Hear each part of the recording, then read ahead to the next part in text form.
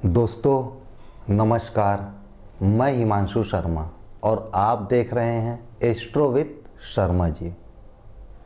ज्ञान, विद्या, इसके भी मुख्यतः दो प्रकार होते हैं। एक होता है साधन साध्य। हम स्कूल जाते हैं, कॉलेज जाते हैं, पैसा लगाते हैं, कुछ समय पढ़ते हैं और हम उस चीज़ों को सीख जाते हैं, उस ज्ञान को सीख जाते हैं, उस विद्या को सीख जाते हैं।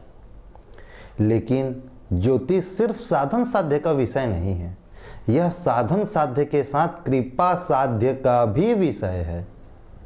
मैं व्यक्तिगत रूप से आप लोगों से अनुरोध करता हूं कि आप हमारे इस channel astro with Sharma ji के माध्यम से जब भी ज्योतिष सीखने का प्रयास करें, उसके पूर्व 1 मिनट उस परमेश्वर के सामने, अपने इष्ट के सामने दोनों हाथ जोड़कर उनसे प्रार्थना करें, हे प्रभु, मैं ज्योतिष सीखने जा रहा हूँ, आप अपनी अनुकंपा मुझ पर बनाए रहें, आप अपना आशीर्वाद मुझ पर बनाए रहें।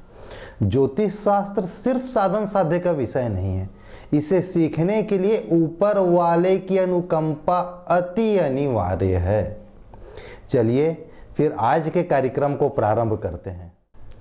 कुछ दिन पहले मेरे पास एक कमेंट आया हुआ था, ससुराल को किस भाव से देखा जाता है। मुख्यतः हुआ यह कि हम सबसे प्रथम कालखंड में ही, प्रथम कार्यक्रम में ही 12 भाव के विषय में किन किन भाव से किस किस विषय का फलादेश किया जाता है, इस विषय में और बात किए थे। मैं हर एक भाव से लगभग 5-6 चीज़ें आपको बताया था। कुंडली में कुल 12 भाव होते हैं, तो 12 पंचे 60 चीज़ें मैं आपको अधिकतम उस दिन बताया रहा हूँगा। भाई प्रश्न करता तो सैकड़ों तरह के प्रश्न कर सकते हैं। तो चलिए आज मैं आपको एक क्लू देता हूँ। आप यकीन मानिए कि आज के कार्यक्रम को देखने के बाद आप इन्हीं 12 भाव से हर तरह के प्रश्न का जवाब दे पाएंगे। जातक आपसे चाहे कुछ भी प्रश्न करे, आप उसका जवाब दे पाएंगे।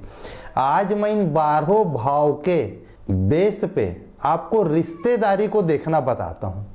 चलिए चालू करते हैं। देखिए, हम सबसे पहले कार्यक्रम में ही बात किए थे कि हम प्रथम भाव से तन को देखते हैं, द्वितीय भाव से कुटुंब को देखते हैं, तृतीय भाव से भाई बहन को देखते हैं, चतुर्थ भाव से माता को, पंचम से संतान को, सप्तम से पति पत्नी को, नवम से पिता को। अब सवाल यह था कि ससुराल को कहाँ से देखा जाता है। देखिए, आप थोड़ा सा ध्यान से चीज़ों को समझिए। ये पहला जो भाव है यह जातक का तन है और दूसरा जो भाव है इसका कुटुंब है। मतलब ये जिसकी कुंडली है यह उसका शरीर है और यह भाग उसका कुटुंब है, उसका परिवार कैसे जन्म में हुआ है। चूंकि हम प्रथम कालखंड में इस विषय में बात किए थे कि 7वां भाव जो होता है वो जातक के पति या पत्नी का भाव होता है, तो इससे दूसरा भाव, इस प्रथम भाव से दूसरा भाव इस जातक का कुटुंब हुआ, तो यह उसके पति या पत्नी का घर है। इससे अगला भाव, जिस प्रकार से इस जातक से अगला उसका कुटुंब हुआ, इसी प्रकार से यह पति या पत्नी जो है, इससे अगला भाव इस पति या पत्नी का कुटुंब होगा। तो इस जातक के लिए क्या हुआ, यह ससुराल हुआ। मैं मान लेता हूं 2 मिनट के लिए कि यह एक पुरुष की कुंडली है, उस पुरुष के लिए दूसरा भाव उसका कुटुंब हुआ, 7वां भाव उसके विवाह का भाव हुआ, उसके पत्नी का भाव हुआ। तो ये पत्नी का घर है, पत्नी का कुटुंब है। तो इस जातक का यह क्या हुआ, ससुराल हुआ। इसी प्रकार से देखिए, प्रथम कालखंड में हम बात किए थे कि तीसरे भाव से हम छोटे भाई बहनों को देखते हैं। 1 2 3, यहां से तीसरे भाव से हम छोटे भाई बहनों को देखते हैं और साथ ही साथ 1 2 3 4 चौथे भाव से हम माता को देखते हैं। इस विषय में हम प्रथम कार्यक्रम में ही बात किए थे। अब आप समझिए मैं जो चीज आपको बोलना चाहता हूं, 1 2 3 4, सबसे पहले आप इस जातक के माता जी के ऊपर आ जाइए। यह किसका भाव है? जातक के माता जी का। और आपको मालूम है कि तीसरा जो भाव है 1 2 3, तीसरा भाव जो होता है वो भाई बहन का भाव होता है। तो अब माता से 3 भाव आगे बढ़िए, 1 2 3, मतलब यह जो भाव हुआ इस माता के भाई का भाव हुआ। तो इस जातक के परिप्रेक्ष्य में यदि मैं बात करूं तो यह जातक के मामा जी का भाव हुआ। यहां से हम इस जातक के मामा जी के विषय में फलादेश करेंगे। ठीक है। अच्छा देखिए, 1 2 3 4 5 6 7, आपसे 7वां घर आपके पत्नी का घर है, आपके पति का घर है। अब आपको यह मालूम है कि 1 2 3, आपसे जो तीसरा घर है यह आपके भाई बहन का घर है। अब यहां से आप 7 घर आगे बढ़िए। जिस प्रकार से आपसे 7वां आपकी पत्नी या आपके पति का घर हुआ, उसी प्रकार से इस भाई से 7वां घर, मतलब यह भाव जो 9वां भाव है, जो आपका भाग्य का भाव है, जो आपके पिता का भाव है, यहां से हम आपके भाई के पत्नी या बहन के पति का भी फलादेश करते हैं। इन्हीं 12 भाव से हमें सैकड़ों तरीके के प्रश्न का जवाब देना है। प्रश्न करता चाहे कुछ भी प्रश्न करे। अच्छा एक चीज और है, 1 2 3 4 5, यह हमारे संतान का भाव है। हम प्रथम कालखंड में इस विषय में बात की थी कि जो 5वां भाव होता है वह संतान का भाव है। अब यहाँ पर जातक की कुंडली है और उसका सवाल यह है कि मेरी पुत्र वधू कैसी आएगी। आप, मेरे बच्चे का मेरे पास कुंडली नहीं है, आप मेरा कुंडली देखें और आप मुझे यह बताएं कि मेरी पुत्र वधू कैसी होगी।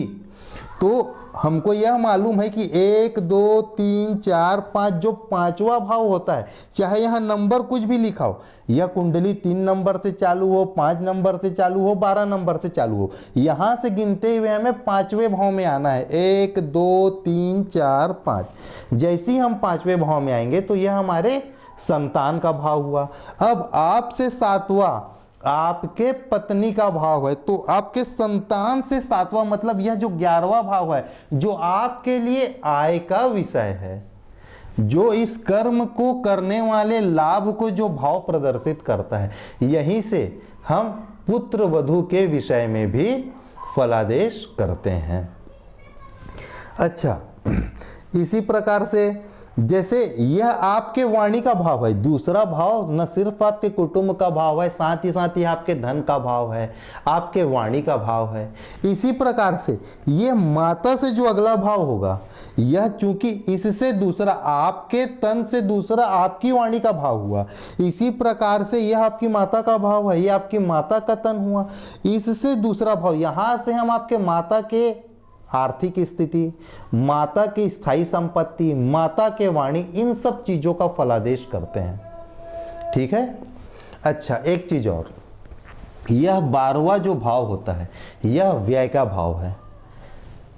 यह हमारा तन है और इससे 12वां, यह हमारा तन है और इससे 12वां व्यय का भाव हुआ। यह जेल यात्रा का भाव है, यह हानि का भाव है, यह व्यय का भाव है। तो जैसा कि हम प्रथम कालखंड में बात किए थे कि 8वां भाव हमारे आयु का भाव है, 8वां भाव हमारे आयु का भाव है, तो इससे द्वादश, जैसे इससे 12वां घर यह है, 1 2 3 4 5 6 7 8 9 10 11 12, इससे 12वां घर हमारे व्यय का भाव है।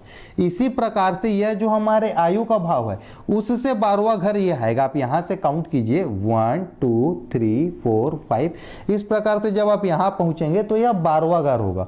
तो यह आयु का व्यय है, मतलब जो हमारे विवाह का घर है, जो हमारे वाद विवाद करने की क्षमता का घर है, जो हमारे रोजमर्रा की आय का घर है, यही हमारे मृत्यु का भी घर है, क्योंकि यह आयु के व्यय को प्रदर्शित करता है।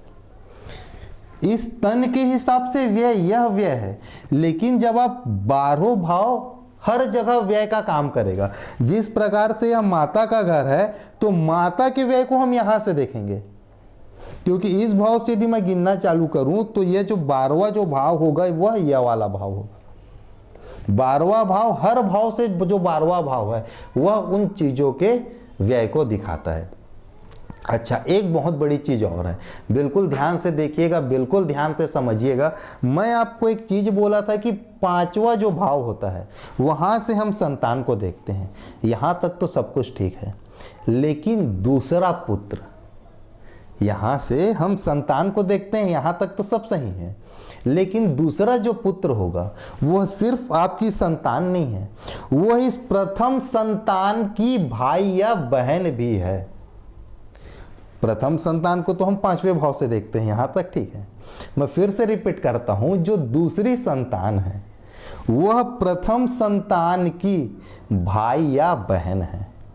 तो जिस प्रकार से 1 2 3 आपके तीसरे भाव से हम आपके भाई बहन को देखते हैं, उसी प्रकार से इस संतान के भाई बहन को 1 2 3 इस भाव से देखा जाएगा। इट मीन्स किसी व्यक्ति के प्रथम संतान को देखना हो तो हम पंचम भाव का इस्तेमाल करेंगे, लेकिन यदि हमें उसके दूसरे संतान को देखना है, दूसरे संतान के विषय में फलादेश करना है, तो हम 1 2 3, चूंकि तीसरा भाव हमेशा संतान का भाव होता है, तो इस संतान से तीसरा इसके भाई बहन का भाव हुआ 1 2 3। हम इस भाव से दूसरे पुत्र के विषय में या पुत्री के विषय में फलादेश करते हैं। चलिए दोस्तों, आज के कार्यक्रम को हम यहीं पर समाप्त करते हैं। अगले कार्यक्रम में हम फिर एक नए विषय के साथ हाजिर होंगे। अब समय है टीफ ऑफ द डे का। शाम होते ही, संध्या होते ही आप अपने घर के सभी कमरों का लाइट अवश्य जलाएं। शाम के समय, संध्या के समय घर में प्रकाश नहीं करने से निगेटिव एनर्जी घर में प्रवेश करती है।